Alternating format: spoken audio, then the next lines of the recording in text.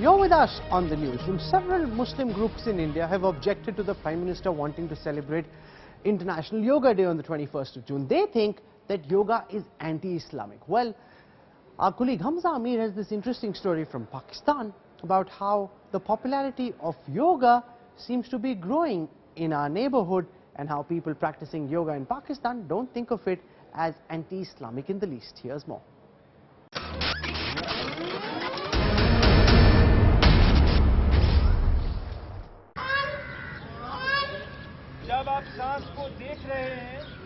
It's early morning in Islamabad, and while stereotype will have you believe that people rush to offer namaz in morning, young Pakistanis are heralding a new dawn. Stretching their limits, they are being flexible and embracing yoga.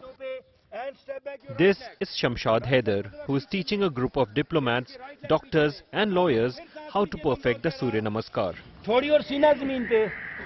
Shamshad runs yoga classes in several Pakistani cities, where he says people are lining up to learn the ancient Indian physical and spiritual discipline. जो भी desk job करने वाले लोग हैं वो मेरे पास आते हैं, उनको मैं पाता हूं तो उनको सर्वाइकल पेन ज्यादा होता है, उनको फ्रोजन शोल्डर ज्यादा होते हैं. तो हमारी जो एक्सरसाइजेज हैं ये तो एब्सोल्यूट चेंज कर देती है बंदे को. It takes time. Yoga shortcut नहीं है, ये थोड़ा टाइम लेता है, लेकिन इससे डेफिनेटली चेंज आती है. Just like China, where yoga is being combined with Tai Chi to make it popular, in Pakistan too the asanas have been modified. Students of yoga here don't chant Om and perform the Surya Namaskar without Vedic mantras. Yoga को एक science के तौर पे सिखाया है, योगा को किसी मजहब का हिस्सा नहीं बनाया और योगा किसी मजहब का हिस्सा है भी नहीं है. But it wasn't that easy. Fundamentalists were up in arms against yoga schools because they believed yoga was an offshoot of Hinduism and that it required people to worship the sun god. On 10th March 2014, an Art of Living Yoga Center in Islamabad was set on fire by armed militants. The health benefits of yoga are universally accepted, and that has won over religious fundamentalism in Pakistan. Prime Minister Narendra Modi has been advocating yoga on his travels abroad, from the UN General Assembly in New York to the Temple of Heaven in China. He is now looking at creating a world record by getting nearly 50,000 people to practice 15 asanas in Delhi on 21st June, International Yoga Day.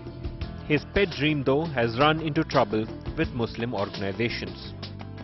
With Hamza Amir in Islamabad, Bureau Report, India Today.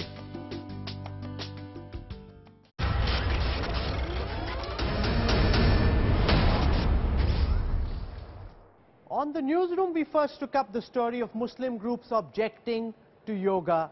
Now, we've got a group from Pakistan that is practicing yoga. It seems to be increasing in its popularity there, and I've called back on the newsroom this evening Dr. Taslim Ahmad Rahmani.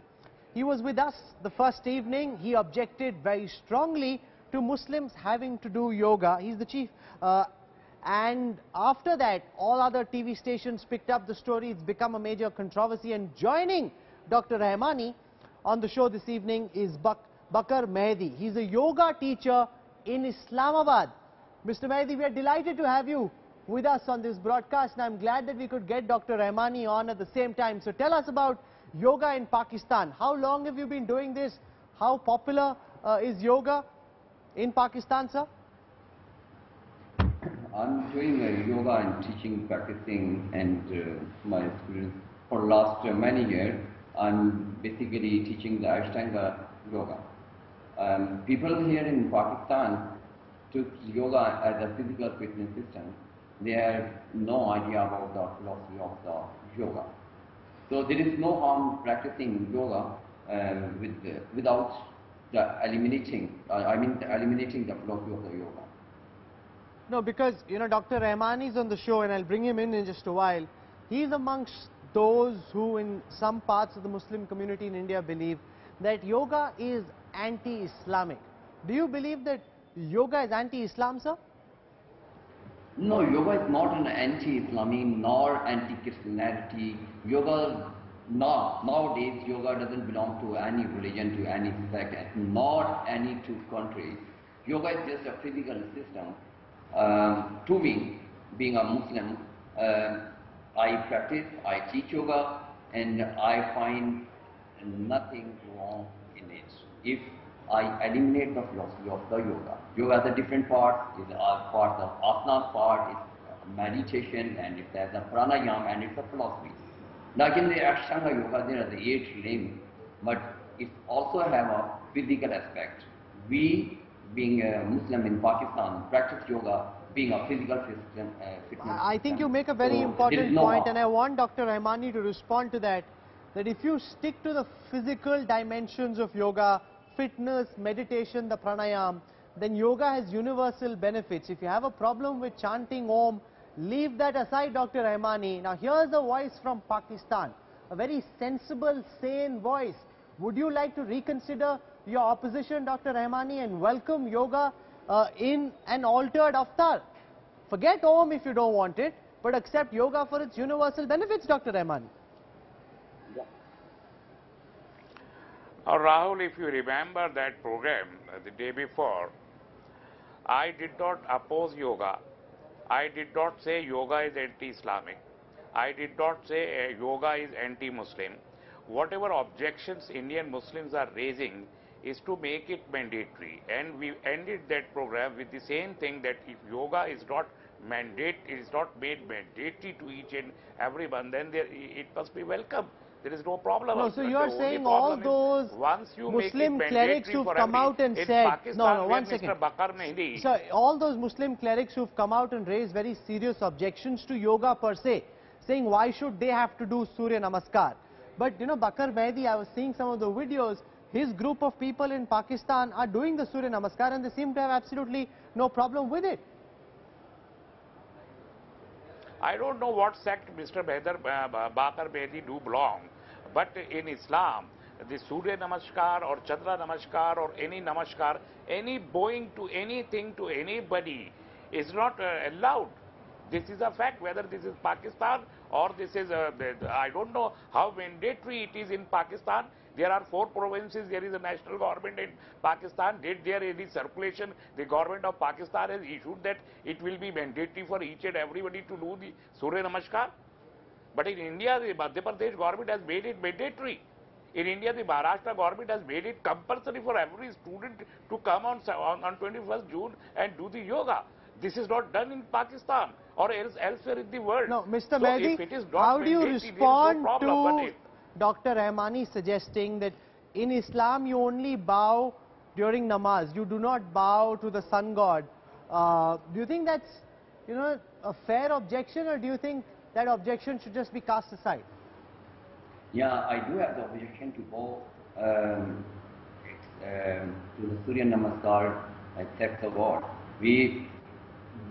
But my point here is to take a Surya Namaskar as a physical fitness system. In fact, when you are doing a sun salutation, you are in the third asana, you don't need to bend your, or you don't need to bow your hand to your Surya Namaskar to any other god. But all the things is about the physical system. We are not teaching to anyone that this is a Surya Namaskar which is belong to the Hindu religion. We are just teaching to my students just a physical fitness. Dr. Rahmani, you want to respond to that? I think again, very sensible voice from Pakistan. Surya Namaskar is the asan. You can do a Surya Namaskar without bowing before the sun god, Dr. Rahmani. I think Bakar Mehdi today has an answer to all your objections, sir.